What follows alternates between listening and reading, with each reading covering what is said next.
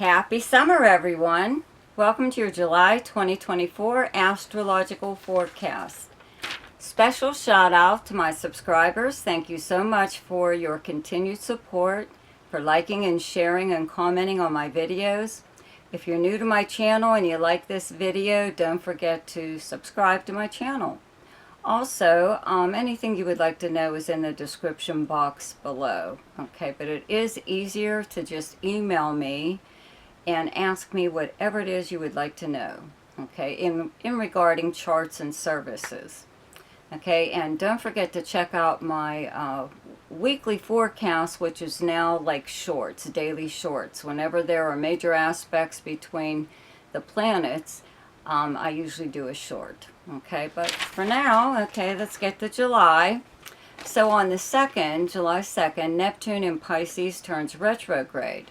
Okay, also on the 2nd, Mercury moves into Leo. And then on the 5th, there's a new moon in Cancer. On the 11th, Venus moves into Leo. Then on the 20th, Mars moves into Gemini. And on the 21st, there's a full moon in Capricorn again. Okay, there was just one on June 21st in Capricorn, right? Full moon. So there's another one this month also on the 21st. So if anything significant happened to you around that June 21st full moon, maybe this is like a continuation of that. Okay, and then on the 22nd, the Sun moves into Leo, and on the 25th, Mercury moves into Virgo. So, now for your forecast. Hi, Gemini. Okay, so I have to mention first that Neptune in Pisces is turning retrograde on the 2nd.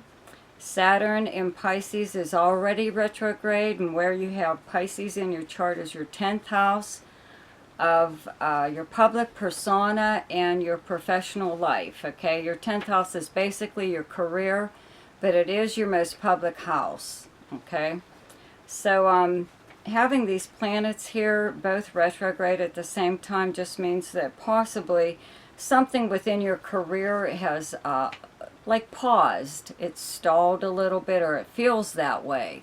Okay, you could also have a higher up or someone who is in a position to oversee your career or whatever, like pulling, crappy stuff on you in a way. Okay, it's bad enough that with Neptune here, it looks like they try to take credit for your work or have been taking credit for your work.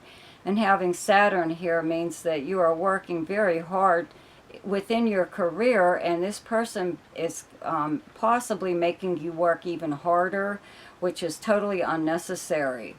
Okay, now the good thing about retrograde planets is they give you the opportunity to review and change your mind. Okay, so you may be able to do something like that at this time. Within your career, you could have already been a little bit disillusioned, with Neptune being here.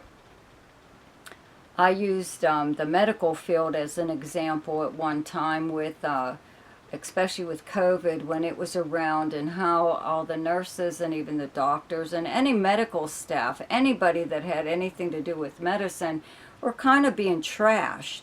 You know what I mean? You're doing your job, and it is a career and an honorable one.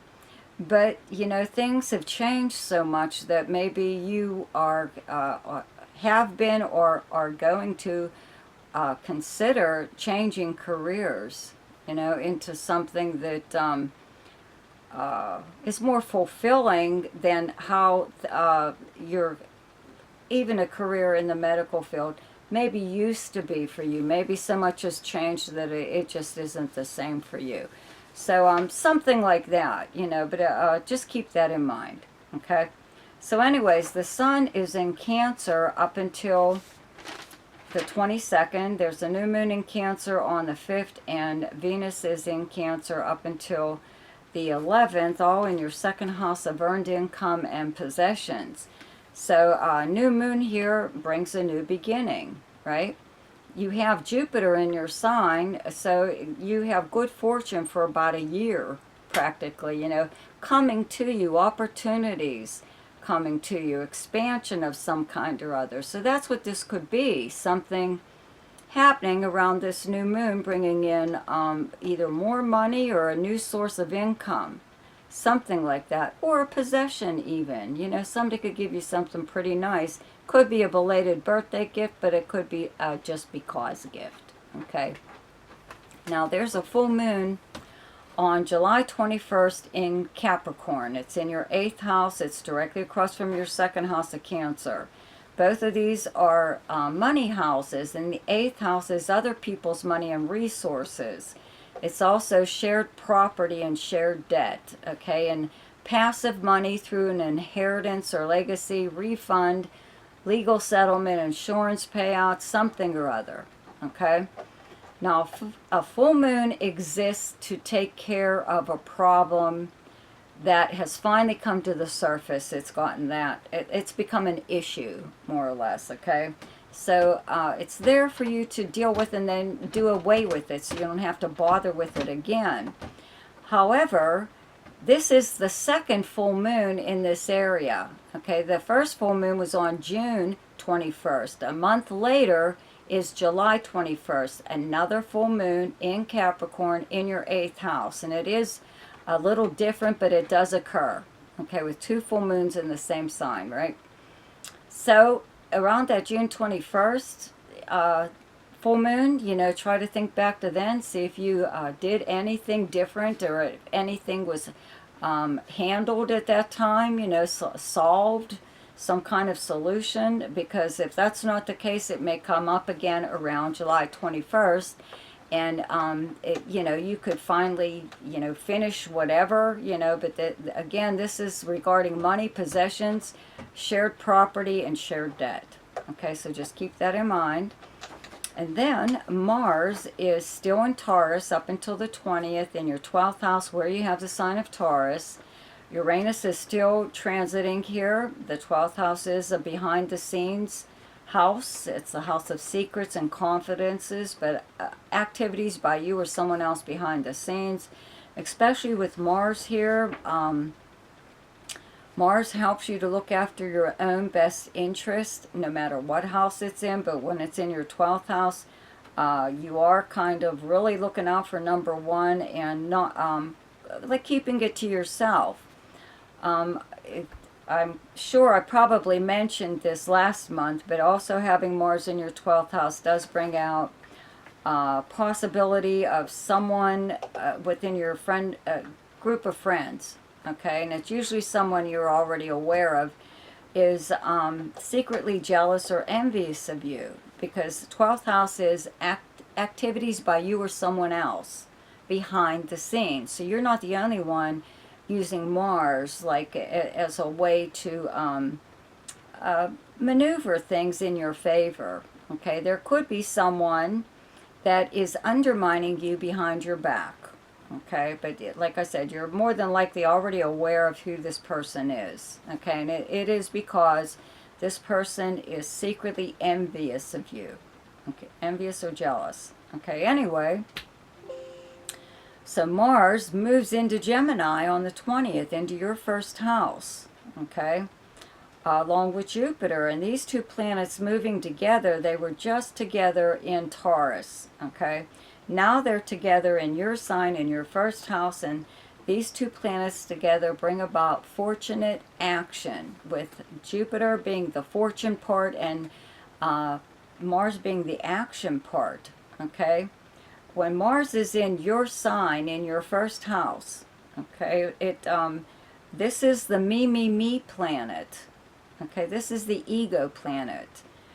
But what it does is makes you want to get in and change anything that isn't working the way you want it to within your life, okay. That doesn't necessarily mean you're going to try to change other people. But if there are people in your life that are in your way, you're just going to mow them down. You know, why are they there? Why are they stopping you? They're not helping you, right? you get rid of people like that for whatever reason. If it's necessary, then you do it. So you may be cutting your losses in some areas because you got Jupiter in your sign that's bringing new people into your life that are probably much better for you. Okay? So Mars, I always say this is the time that you remind people what their lives would be like without you in it. Because if it wasn't for you, you may find yourself saying to people, if it wasn't for me, you wouldn't have been able to do this, or we wouldn't have this or that, or whatever, because after a while, people start to take you for granted, right? So this is your time to remind them, that of all the wonderful things about you that they, kind of like forgot about or something, I don't know. Or just didn't acknowledge as much as they should have. And now they have to, right? So anyways, then the sun moves into Leo on the 22nd. Mercury is in Leo from the 2nd on till the 25th. And then Venus is in Leo from the 11th in your third house, where you have the sign of Leo. Third house being your everyday life, people and places you would encounter throughout the normal course of your day. It is local travel, like a day trip, overnight trip, weekend trip, and usually a road trip, okay? All forms of communication, including regular postal mail. This is your siblings, your cousins, your neighbors, neighborhood. With planets here, it just looks like you're doing a lot more within your immediate area. Maybe possibly going to a business that you haven't been to lately, or a new business that just opened up. You have more contact with your siblings and even your neighbors at this time. There could be something that goes on that's recreational within your area the same time every year, like a picnic, barbecue, a fair of some kind, or whatever, someplace, an amusement ride thing, whatever. But you'll have a lot more contact this time. Through any form of communication, but also regular postal mail. Then, on the 25th, Mercury moves into Virgo, into your fourth house of your home and family, where you physically live and the property surrounding it, your personal life, your past, your childhood, and the foundation of how you were raised. Okay, so with Mercury here, your living area, wherever you live or whomever you live with, is like your focal point. It starts with Mercury moving here, then the sun and other planets will be moving here right after that. So this is like a beginning. Your attention is starting to turn towards where you live. Okay? So the best time to do something each month is when the moon is in your own sign, and the moon is in Gemini on the 2nd, 3rd, 4th, 29th, 30th, and 31st. The best time to lay low is when the moon is in your opposite sign, and your opposite sign is Sagittarius, and those dates are the 17th and 18th. The best time for romance, recreation, creativity, fun, gambling or speculation, and anything to do with children is the 12th, 13th, 14th, 25th, 26th, and 27th. The best time for money is the 4th, 5th, 6th, 19th, 20th, and 21st. The best time for your career is the 23rd, 24th, and 25th. And the best time for communication and travel is the 7th, 8th, 9th, 21st, 22nd, and 23rd. So I hope you enjoyed your forecast for July. Be sure to check out my weekly forecasts, which are now daily shorts. See ya!